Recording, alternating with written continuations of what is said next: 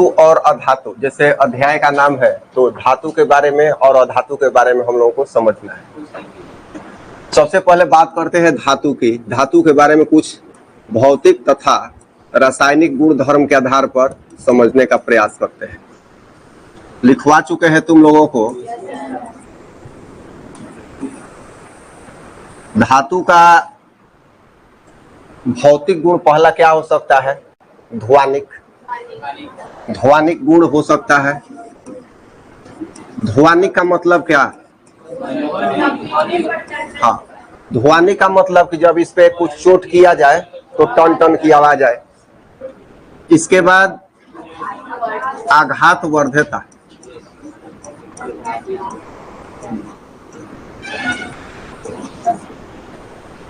आघात वर्धता ये क्या है? आघात वर्धता का मतलब है कि जब धातु पर जब चोट किया जाए तो क्या हो? चूर चूर ना हो, आकार बदल जाए लेकिन चूर चूर ना हो। तो ये हो गया आघात वर्धता। एक और महत्वपूर्ण गुण है तन्यता। तन्यता का मतलब जिसे खींचकर लंबा किया जा सके। तो तन्यता, सबसे अधिक तन्य धातु कौन है? सोना। ठीक है, बहुत बढ़िया। सबसे अधिक तन्य धातु है सोना। सोना 1 ग्राम सोना से 2 किलोमीटर लंबा तार खींच के बनाया जा सकता है।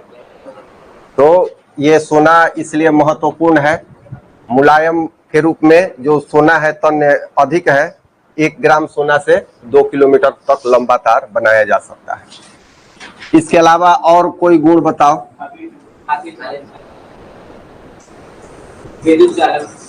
धातुई चमक।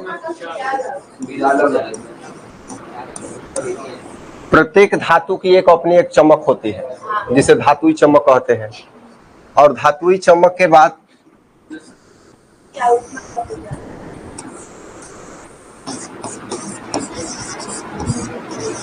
विद्युत का सुचालन, विद्युत का चालन करना।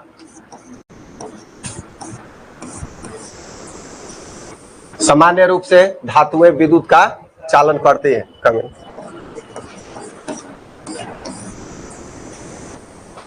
तो ये इस तरह से ये धातु का मुख्य रूप से भौतिक गुण रहा। क्या क्या गुण रहा? धातुई चमक होती है।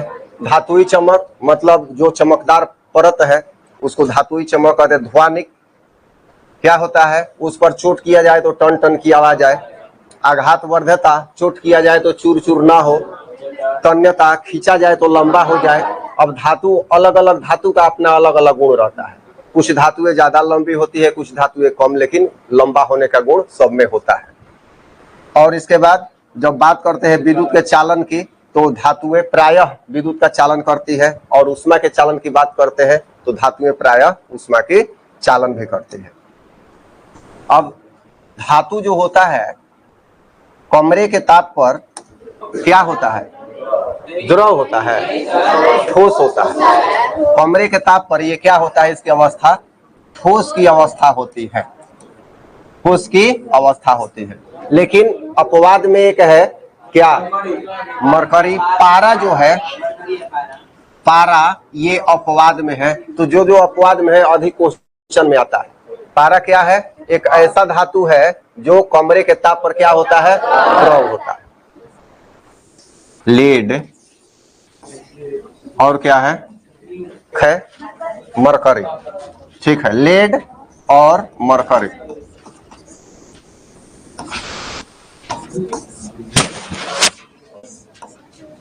लेड और मरकरी दो ऐसी धातुएं हैं जो ऊष्मा का चालन नहीं करती है, तो इसलिए यह इंपॉर्टेंट हो जाता है। एक ये है, एक यहाँ पर पारा है, यहां से क्वेश्चन आता है, जो भी अपवाद है।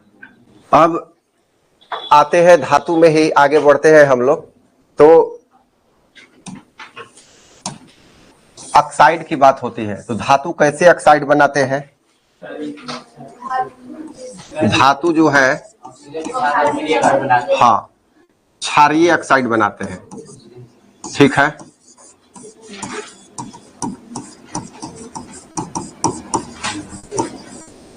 धातुएं क्षारीय ऑक्साइड बनाते हैं। लेकिन कुछ धातुएं हैं जैसे एल्युमिनियम और जिंक, ऐसी धातुएं हैं जो क्षारीय और अम्लीय दोनों तरह के ऑक्साइड का निर्माण करते हैं। मतलब यह ऑक्साइड जो बनता है अम्ल से और क्षार से दोनों से रिएक्शन करता है।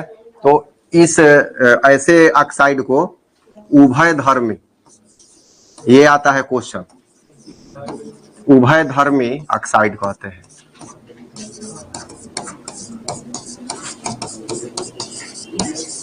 क्वेश्चन आता है कि दो उभयधर्मी ऑक्साइड का नाम बताएं। तो एक उभयधर्मी ऑक्साइड हो गया एल्युमिनियम ऑक्साइड और एक जिंक ऑक्साइड, ठीक है।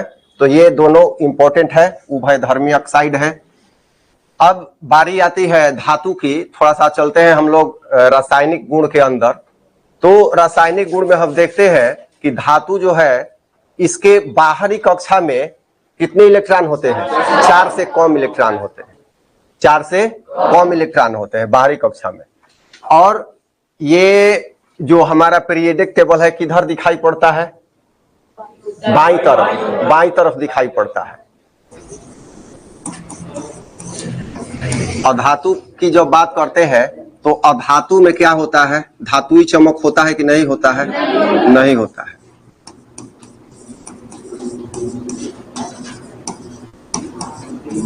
धातुई चमक नहीं होता है।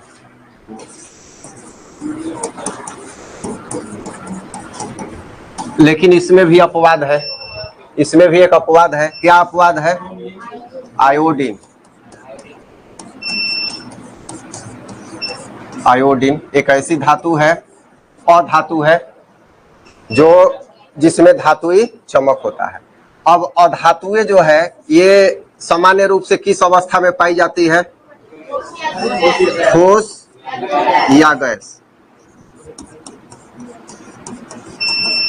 ठोस या गैस। लेकिन ब्रोमीन अधातु है जो कि किस अवस्था में? द्रव की अवस्था में होता है, ठीक है। अधातुएं जो होती है विद्युत का चालन नहीं करती है। अधातुएं विद्युत का चालन नहीं करती।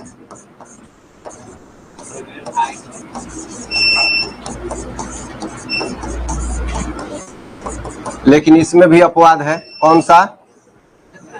ग्रेफाइट। ग्रेफाइट है जो विद्युत का चालन करता है।